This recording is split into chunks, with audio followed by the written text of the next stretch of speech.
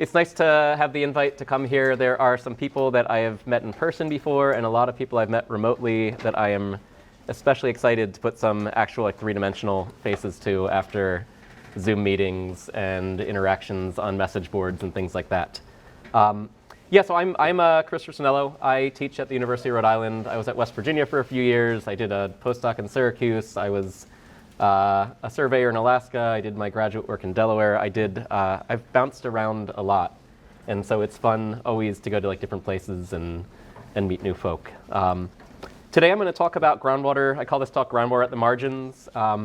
Thinking about water near the coast. So thinking about some of the different things that are going on with water at the coast, why it's a little bit more interesting, why different things are happening, and some of the processes that we don't really think about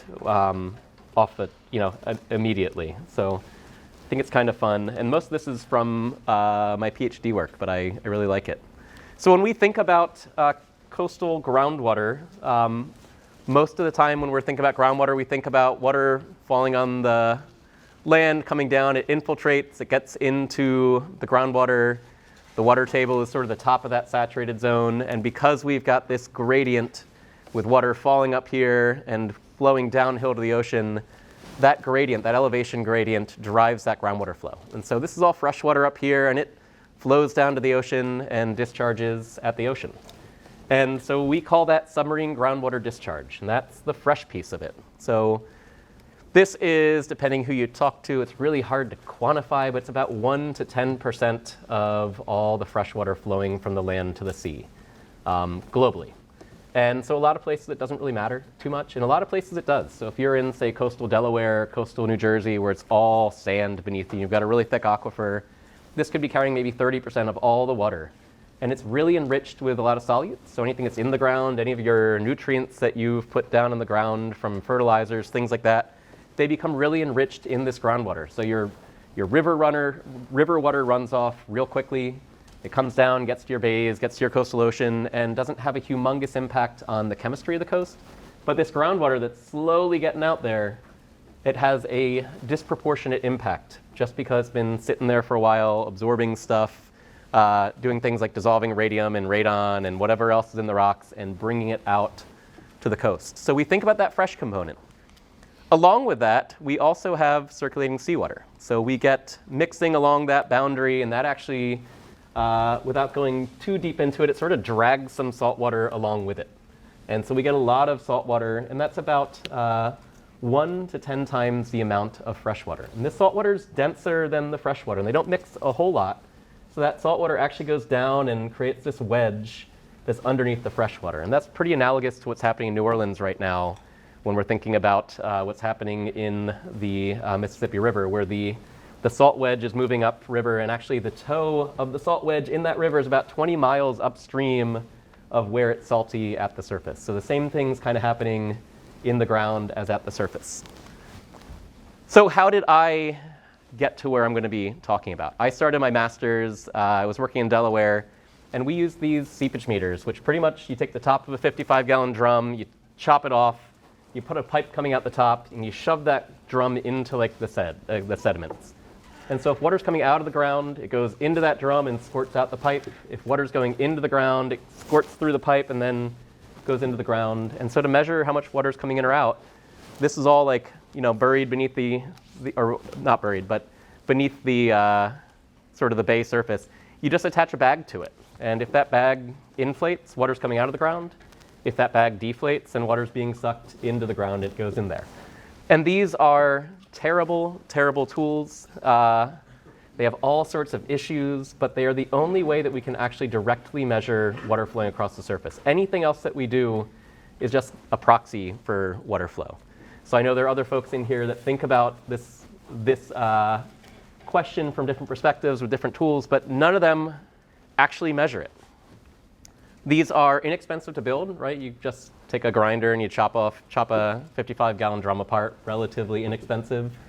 We can measure both fresh and saline SGD, both those pieces of it, the fresh and the salty component.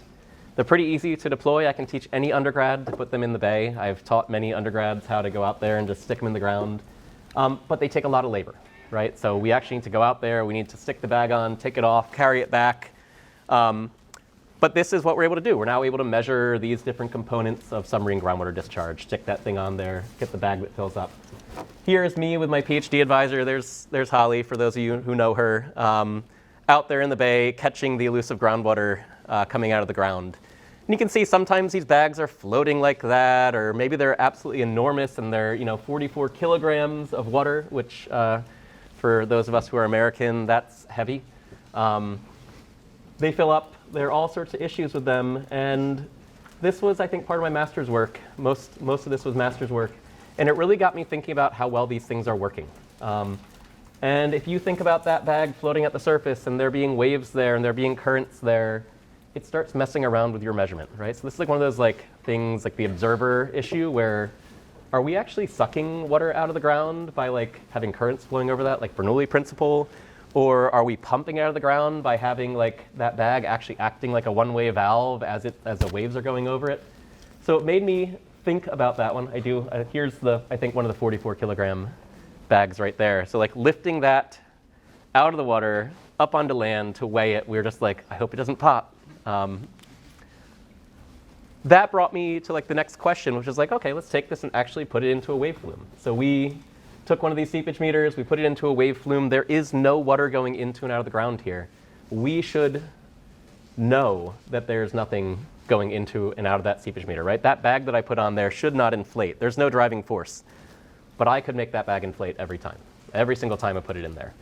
So when we were measuring water coming out of the ground with these seepage meters, we were capturing some sort of water that was real, because we were definitely capturing fresh water, so that's definitely coming out, otherwise it wouldn't be there.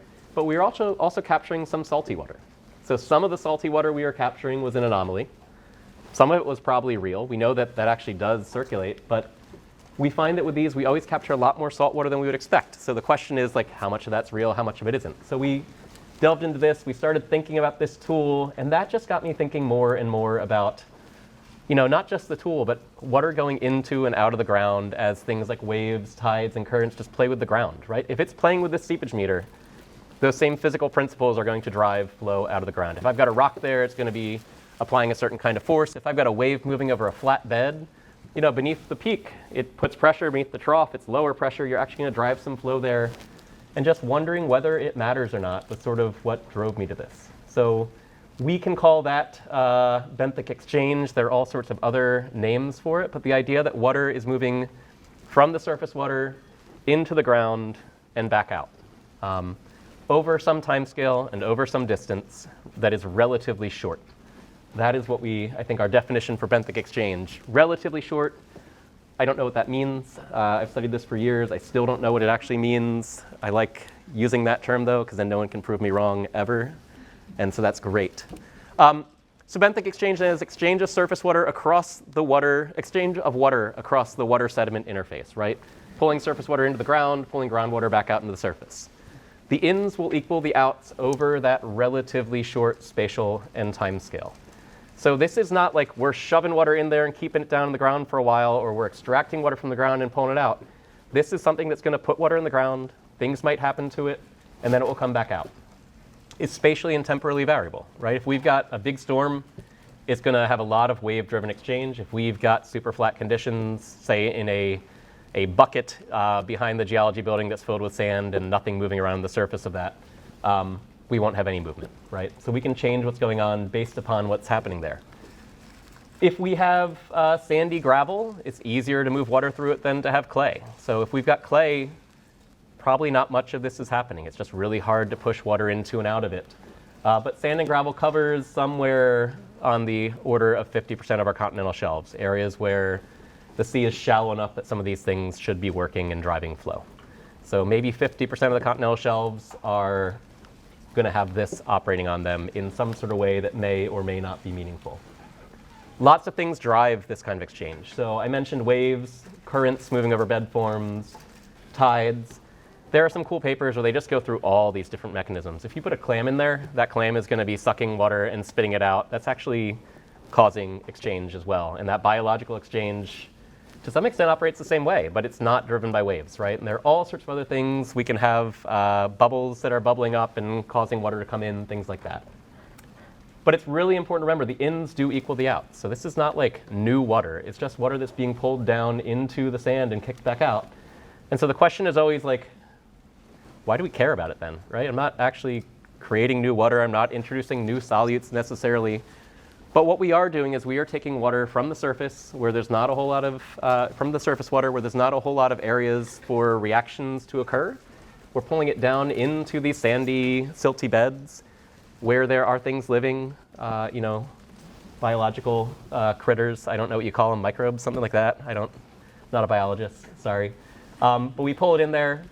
We have reactions that can occur in the ground that don't happen in the surface water, and then it gets spit back out, right? So reactions will occur, and those reactions are going to be controlled by the solute supply. So what's in the surface water, what's in the groundwater before they mix. The depth of exchange, right? If our wave conditions are such that we only drive that water an inch into the ground, the volume over which these reactions occur is pretty small. But if I can drive that water 5 meters deep into the ground, then we've got a lot of volume that can react in there. The amount of time it stays in there, right? We're looking for the Goldilocks amount of time. If it's too short, solutes go in, they get kicked back out before they react. If it's too long, solutes go in, they react to completion. They hang out for a while, and they then slowly get kicked back later. What you would have for the fastest amount of reactions would be if the residence time is Goldilocks, right? Where it gets pulled in, the reactions proceed almost to completion, but they're still going pretty quick, and then you kick it back out and you pull in new water that has high solute levels. And then obviously things like the reaction timescales. So this is where the chemists come in, the biologists come in. If biology is mediating these things, really important for us to understand what's actually mediating it, how quickly it's happening, all those things. So things like redox, right? We are pulling in oxygen-rich surface water, and you can go out in the ocean and you can dig down and you can see the redox layer at a certain depth. And it's pretty much controlled by these types of mechanisms. Carbon, right? We have a lot of the global primary production of carbon. About 20% of it happens on the shelf, mostly in sediments. So it's largely because of this. This is where we are pulling in those solutes to react to deal with the carbon. And then the photosynthesis, we actually probably get more photosynthesis right at the bed, right beneath the bed, fueled by these things than we do in the surface water, at least in certain areas. Nutrients, about 44% of global denitrification happens in shelf sediments. So we need to get that stuff down there for denitrification to occur, for us to get rid of some of those nitrates. Phosphorus, same thing. If we want to get rid of phosphorus, we got to bury it. So these are some of the reasons why we might care, metals, stuff like that. So the question then is, can we actually characterize what's happening? Can we characterize wave-induced benthic exchange rates and variability? Do our current methods work? Can we actually use these things? And can we develop tools to calculate wave-induced benthic exchange over large scales? Can we, instead of saying, at this point in this bay, this is happening, can we go bigger and say, in this bay, this much is happening, or over the globe, this is the value, and where does it matter? So I'll start with a field study. It's published a couple years ago in JGR. And here we go out and measure things. So again, our driving questions for this is, can we measure benthic exchange driven by these things? How do our measurements compare to theory? If we go out and measure it, can we compare it to theory? Does the theory hold up? And how do the different mechanisms that drive these fluxes compare? So thinking about waves, currents, tides, how do they matter? So I'll talk about wave pumping. I put a kosh on the board. That makes me glaze over when I see it. But this equation here is telling us what is happening with wave pumping. And it looks a little confusing, but it's not that confusing. This has 4 different variables in there. It's got K, which is the hydraulic conductivity of our sediments. That's pretty much sand is big, clay is small. That's something we can measure relatively easily. We've got wave height, that HW term. So that's something we can go out and measure, right? We can stick different instruments in the ocean to measure waves. We can use cameras. We can go to NOAA forecasts and look what the waves are. We've got wavelength, that LW term, another thing we can measure. And then we've got D, which is just depth of the ocean. So our theory says that with those 4 terms, we can predict the amount of flux due to waves going into and out of the seabed. Again, that QW term would be accompanied by a negative QW term right next to it. So this is the volume that's going in and coming back out. So we are calculating one-way flux with that. We can do the same thing with currents over bed forms. These equations are a bit more complicated, but the same kind of things go into them. Currents over bed forms requires that we know something about the bed form height and wavelength, and that we know something about the current. We can plug it into that equation, and we can figure out what is happening with currents moving over bed forms. And then tides also operate, right? We have tidal loading that occurs. We put a bunch of water into, say, a bay or on the ocean floor, and we push down with that water. It's going to force water into the ground, and then we remove all that water when the tides go down, and now there's less pressure over top, and that water comes back out of the ground. Again, we can predict what's happening there with some math here. Again, I said benthic exchange is over some time scale. Tides are 12 hours or so, 6 hours, whatever they are. Currents over bed forms are operating at sub-second time scales, and waves are somewhere in the middle. So right, all of these things fall into that. So if I want to think about this area in coastal Delaware and try and understand what's actually happening here, I can look to Audrey Sawyer's work. She published a paper in 2013, and she took those equations that are somewhat empirical, somewhat theoretical, and she calculated what was happening with currents, tides, and waves in this area of Indian River Bay over that time, just based upon what the wind was doing. So she could calculate all the wave heights based upon the wind. She calculated the currents based upon a tidal model. And from that, she could calculate what was happening with these three things. And so we've got wave-driven pumping happening in red. So we can see that wave-driven pumping is sometimes pretty much nil, right? But sometimes it's really big. So if we got big waves, we're going to drive wave-induced exchange. The currents down here in blue, you see that they're just like those little blips. So tide comes in. As it's rushing in, you get fast currents, and then we get slack tide, and then it rushes back out. So we see that happening there. So, and then tides are sort of more flat over time, at least based upon the theory that we're using. And so you can see that these things vary in time, and they probably vary in space as well, depending upon whether wind's blowing from the north and the waves are really big on the south shore, or blowing from the south and really big on the north shore. But I wanted to go out and actually stick some stuff in the ground, stick some stuff in the ocean, see what was going on. So I went out into the bay and I stuck some stuff there to see what was going on. And so I just drove these 3 20-foot pipes in the ground and put a bunch of instruments on them. Set up on that frame, I have a couple different things. I've got some pressure sensors down here, which are actually just these little tubes. They were measuring at about 20 hertz, so they were measuring really high resolution pressure in both the pressure measurements were really high resolution and the time measurements were really high resolution. So I should be able to actually measure the gradient of water moving across the bed. And so that actually goes up to this Pelican box there. I had like 8 of them out there. I also had 2 ADCPs, and the one that's looking up allowed me to know what was happening with waves. So pretty much just using an acoustic pulse to measure how water's moving. And so looking up, I can look up, see the surface of the ocean, and see what's happening with the waves. Looking down, I can see what the currents are at the bed.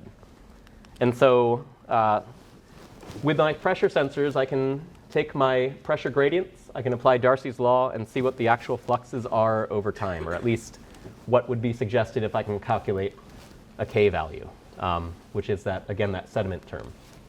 This is what the inside of my box looks like. It's a rat's nest of stuff, but kind of fun to play with until your advisor says, get it out there, go start making measurements. I had a lot of fun putting it together. And again, zooming in on these guys, I've got both those acoustic Doppler velocimeters looking different directions to get what's going on. So if I took my Darcy pressure measurements and converted them into fluxes just by using Darcy's law for every time step, and then just grabbed a value and plotted it up for every hour, this is what it looks like. And the spaghetti colors are the 8 different measurements on top of each other. The black dot is the average of everything. So you can see there's some variability in what I'm measuring, but the black dots are the average of all 8 of my pressure sensors. So that looks pretty good. And if I just show you now the black dots and don't keep the spaghetti strap, this is what I calculate from my analytical measurements of waves. So that upwards looking acoustic Doppler velocimeter says that my wave-induced benthic exchange should be this. And to my mind, that's a really darn good fit. And if I plot it up there, I think we are all very surprised that I'm getting a nice correlation like that. I think It was almost better than it should be, but I was happy with it, so we stuck with it. But that gave me a lot of comfort that our theory about how this stuff works is actually matching what we can measure. So reality and theory are pretty much in line with each other, which I'm psyched about. If I want to think about the current bed form and tide-induced benthic exchange components, I need to know what the velocity is and what my water depth is. So the velocity is in red here. You can see it changes over time, and my water depth is in black there, again changing over time at different intervals. If I calculate the fluxes due to waves, tides, and currents, we see that the current fluxes are down here, the tides are in green there, and the waves are way up here. And so the waves are almost always bigger than everything else. Sometimes the tidal stuff is slightly bigger. The currents at this location are pretty darn low. They're not that important at this location. But you also notice it's a log scale on the left-hand side. So my waves are way more important than the other two at this site. Somewhat because we put it in the sort of lee shore where we don't have fast currents. It's pretty shallow water. Water's not moving too quickly. But we knew that the waves were working pretty well. We know that they're bigger than the other two, at least at this location. It was kind of fun to actually show that. The other nice part about this is if I go back to those equations I showed you earlier on, the most uncertain part of everything is our hydraulic conductivity measurement. All of these scale linearly with hydraulic conductivity. So even if I get the magnitude of flux wrong, they are all off by the same amount, which is the other part that always scares us in hydrogeology, is that K term is the most important thing, and we're terrible at measuring it, at least on small scales. I also wanted to know how deep this water is going. And so I plugged this stuff into a groundwater flow model. And I wanted to know, using this model, what are the exchange rates, the residence time, and the exchange depth that we would expect for wave-driven benthic exchange. So I could apply stuff to the top of the model and sort of see what happens in the ground. If I do that, and I run it a bunch of times, if I run a single model for each of the 260 hours I had my stuff out there, and I vary my wave parameters and depth to match what was happening during each one of those hours, and I run it until I sort of see what's happening at some depth, see how deep stuff is moving, see how long it stays there, things like that. I can understand then those terms that I want to know for the chemistry. I would also do it for a bunch of different hydraulic diffusivity terms. So if it's sandy, how's it going to act? If it's clayey, how's it going to act, pretty much. And so again, this is our ADV measurements in red, our pressure measurements in black that matched up really well. And if I run the same thing in a mod flow model, it matches up really well with the other things that we were showing there. We get a really nice correlation still. And so all three of my ways of getting at the fluxes match up really nicely, which is good.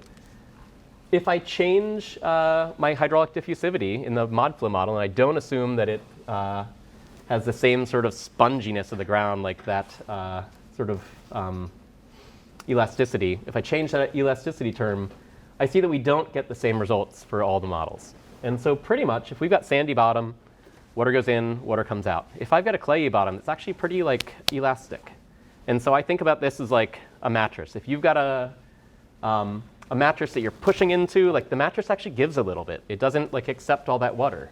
And so in this case, actually, if we have really elastic sediments, we get a lot of water going into the ground. So it actually like accepts a little bit more water, or a lot more water in this case, if it's really elastic sediment like clay, in the very, very, very top layer. But I wanted to know how deep it went. So for sand, I built some models that looked at the exchange depth. So I plot in residence time, the color down here is residence time. I know this is a confusing plot. And I plot in these black contours, I show the relative vertical flux at a given depth. So 50% of the flux makes it to that depth. And at this depth, the vertical velocity is only 5% of that surface flux. And so we see that we get less water moving in and out as we go deeper and deeper and deeper, which is not surprising. And if I do this for both sandy and also for clayey stuff, I see that in clayey, pretty much nothing gets beneath the surface. So in clayey sediments, we're not pushing water deep. We are pushing actually more water into and out across that very, very top layer, but it's getting like millimeters into the ground. It's not getting deep at all. So these sandy sediments are still, as we would expect, where more of this water is getting in, where it's going deeper and staying there for longer periods of time, just because it can get there. Down here, these residence times are super long when I've got clay sediments because the water just doesn't get in and out to flush it out. We were able then to develop a relationship with all these models to show what kind of exchange depth we would expect based upon our hydraulic sediment characteristics and the wavelength. That's the controlling thing. So longer waves drive flow deeper, shorter waves don't drive flow as deep. So with this, we can actually get an idea of what the volume of water that is being exchanged in here is. And I hadn't seen anybody do that before. So I think there's some issues with this, but at least we got a first estimate of how much of that water is, or how much of that area of the shallow seabed aquifer is actually being flushed, is getting new solutes that can react, things like that. So this is the first direct field measurement of wave-induced benthic exchange. Prior to this, people were thinking about it, but they weren't really measuring it in the field. We got a really good match for the Darcy, those pressure-based measurements, and the analytical measurements that were based just upon our sort of wave conditions, wavelength, wave height, depth of water. Wave exchange was much greater than tide and current exchange at this location and at this time. I can change all sorts of things to make that change. If I go in deeper water, waves don't matter as much. If I move to a different location with higher tidal currents, waves won't be as important. But we showed that at this place. And with the ModFlow groundwater model, we were able to show sort of how deep everything gets and how long things stay in the ground. So it was a nice combination of using field stuff and then informing all those field measurements by having some model that went along with it. My next question was, okay, so now I know that wave-induced benthic exchange, if we just know the wave conditions, if we know the wave height, the wavelength, can we now estimate what's happening over a larger scale? And so Audrey Sawyer done that paper in Indian River Bay where she looked at a bay and said, this much is happening here. But I wanted to go bigger. I wanted to know what's happening over the entire globe. Is this stuff important at all, or does it really not matter too much on a global scale, right? Maybe it's really cool in like this one little bay, but as soon as we move away from there, maybe it doesn't matter at all. So people have built these analytical solutions. King et al. Probably has the most recent ones, but other folks have tried to understand this in the past. People have made laboratory measurements of fluxes, all sorts of people. Yamamoto in 1978 made some really nice measurements that people still use his data now to test theories. And then people have done some field measurements of stuff. So a lot of eddy correlation type work, using those ADVs and looking at solutes right above the bed to get what's going into and out of the bed. And then we did some direct measurements, right? With Darcy, measurements of pressure, direct, maybe not be quite exact, but we at least got pressure measurements to know what was happening right across the bed. So we have done these things previously. And at an intermediate to a large scale, Rhode et al. Tried to calculate what was happening in this area of the Atlantic coast in 1972. Calculate for right there. He took that value and he extrapolated that out to the globe. And so as of a couple years ago, that was our best idea of how important wave pumping was over the globe, was just looking at one area and sort of saying, all right, if it happens here and it's this much at these depths, what happens elsewhere? Not really taking into account the different wave conditions exist in other places, things like that. Sawyer et al. Did a similar thing just for the Indian River Bay, or for Indian River Bay, these coastal Delaware bays that I looked at. And she looked at it for an entire year to get what was going on in that area. But again, confined to that tiny little bay. I wanted to know, can we characterize wave pumping on a global scale? What is the spatial variability over that with depth, latitude between different ocean basins? Where does this matter? Where does it not matter? What is the temporal variability at storm, seasonal, and annual scales? So like, is it always the same? Does it vary a lot?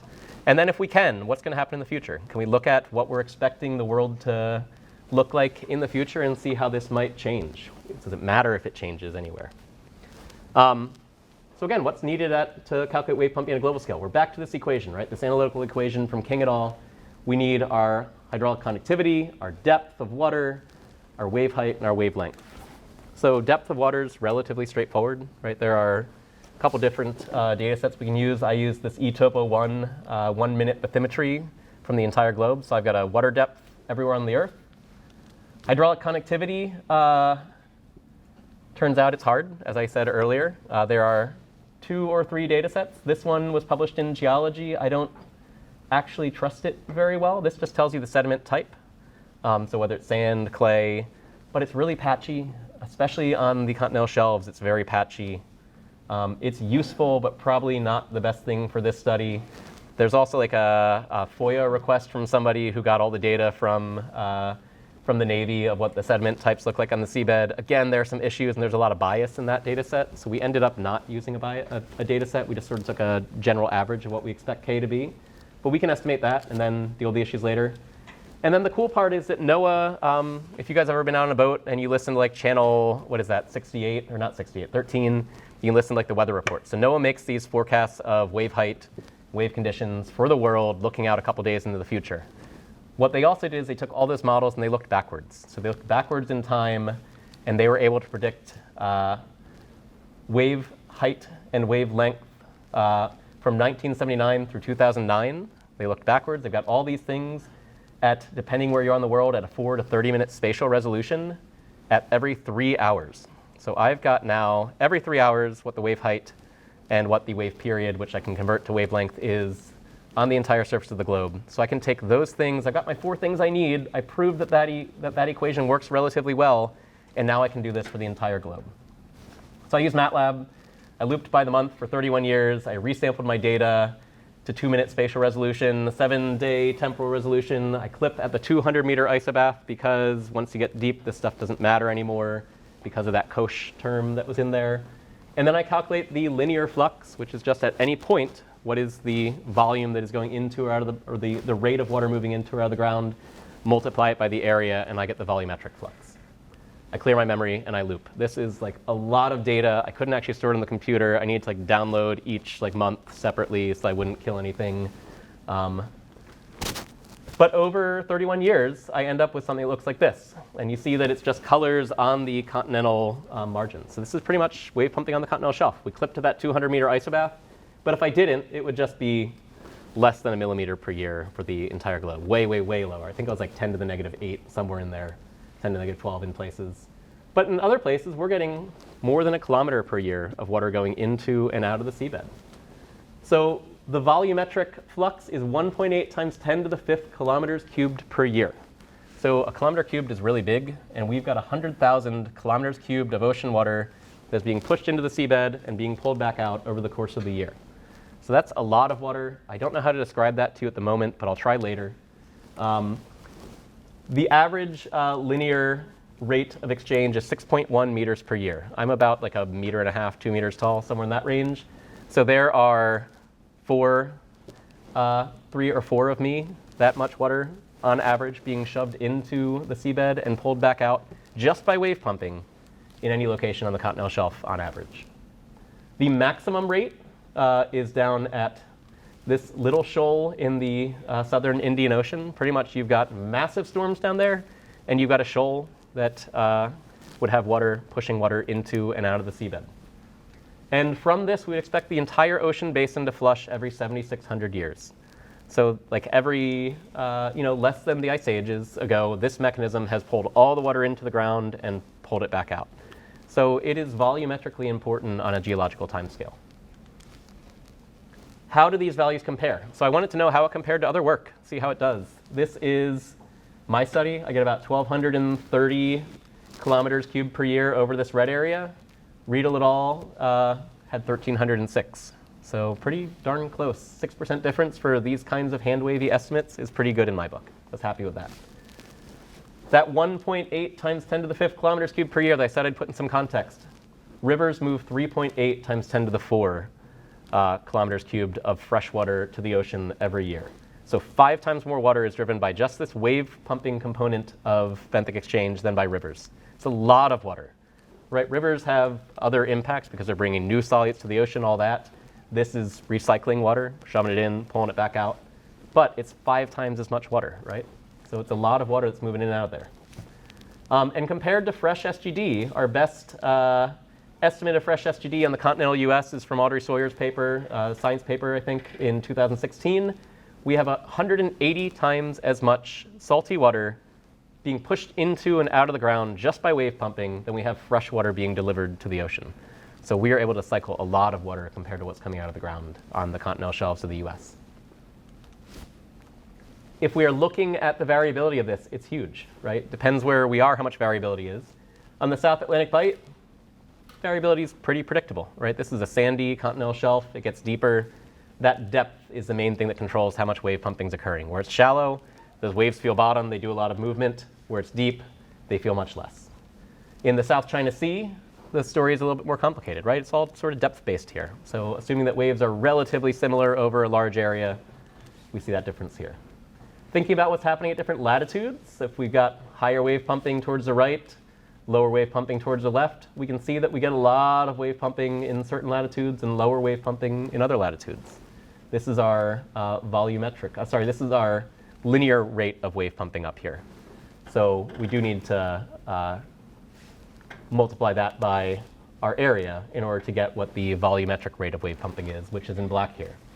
And so based upon that, we see certain areas where we might expect this to be more important for the chemistry than other places. So it's interesting to think about this and think about chemistry in the context of what this might be doing. We can also see that most of this is happening in the northern hemisphere, and that's largely because there's more shelf area in the northern hemisphere, just geologically speaking. In the southern hemisphere, we get less of it occurring. And will this run by itself? If we loop through this and watch what's happening over time, there's a lot of movement going on. You can see there's stuff moving, but ultimately this plot here, we've got winter as we're towards that side. We've got summer as we move back here. We've got winter as we start moving left in the sinusoid. If you look up in the Arctic Ocean, we see that we get wave pumping during the summer right now, and then we don't get any during the winter. So if we're thinking about biological and geochemical impacts from wave pumping, the Arctic Ocean, there's no movement during the winter. There is movement during the summer. Kind of interesting to think about what this might be doing up there, especially when so much of that is so shallow. It's such a shallow basin. And if we want to think about the effects of climate change, that might be the first place to think about, right? So we are expecting the future global wave energy will remain neutral or decrease slightly, maybe down by about 2.2 to 4%. But the extreme event intensity is expected to increase, especially north of 45 degrees and in the Southern Ocean. So these are places where we'd expect that intensity to go up, and this scales with intensity, or scales non-linearly with intensity. So bigger storms are going to probably drive more exchange in certain areas. In the Arctic Ocean, we're going to have bigger storms, we're going to have less sea ice, and we're going to not have that ice cover sort of covering most of the ocean anymore, preventing this from happening. So if we assume summer pumping rates for the entire year, we would have an increase by about 200 or 300% over the course of the year, which could be meaningful. So wave pumping is significant on the global scale. We get this rate of 1.8 times 10 to the 5th kilometers cubed per year. Again, big number, but in the context of rivers, it's way bigger than rivers, way bigger than that fresh SGG component. It varies at many scales, and future climate change will lead to changes that might have implications. So with that, I'll probably skip this, and I've got a lot of people to thank. But yeah, that's all I got for you right now. The last part of this is that made me think about the Arctic, and that if you show up later today, I'm going to be talking about some work that we've done in the Arctic. That question there, not at all offshore, all onshore, but I like to think about that area too. So thanks for your attention.